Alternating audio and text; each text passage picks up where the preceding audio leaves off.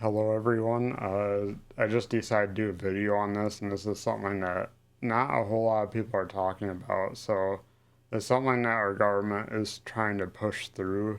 So this was passed in the 2021 Infrastructure Investment and Jobs Act, and it is a requirement for auto manufacturers to put DUI detection software in their cars, and the deadline for NHTSA and the Institute of Highway Safety uh, to finalize the rules on how this is going to be implemented is coming up this year. And I think more people need to be aware of this. So it'll require such monitoring, passive monitoring, so it'll likely be biometric sensors, as well as some sort of like eye monitoring and stuff like that. And there will be false positives with this thing. Like, I worked in technology long enough, and people's cars are going to get disabled when they haven't drank a single drop of alcohol that night, especially people with medical issues. So likely the one thing they're suggesting is infrared sensors that track eye movements and stuff like that. So if somebody has a medical issue that causes nystagmus, which is likely what the system will track, their car will end up getting disabled or slowed down at least.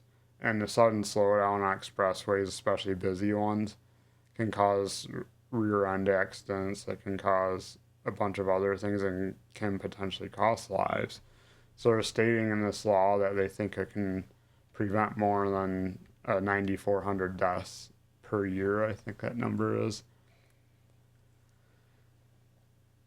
There's like, I don't think any of them decided to run this against how many lives false positives can cause. You have at least 120 million people, or 120 million people doing daily commutes, and that means you're going to have at least 12,000 false positives a day with an accuracy rate of 99.9%.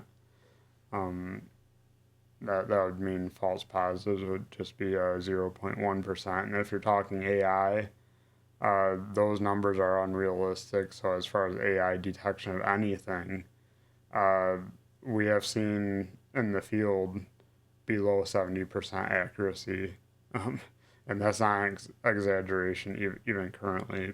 Plagiarism detectors, anything like that, even facial detectors for security, less than 70% accuracy. And so, yeah, it's going to be a hot mess if they actually push this through, if they actually make NHTSA finalize the details. And anyone that supported this law that's in office or that's pushing for it to be implemented, they should be voted out with extreme prejudice at this point, because they're going against their constituents, they're going against automakers, they're going against NHTSA themselves when trying to push this.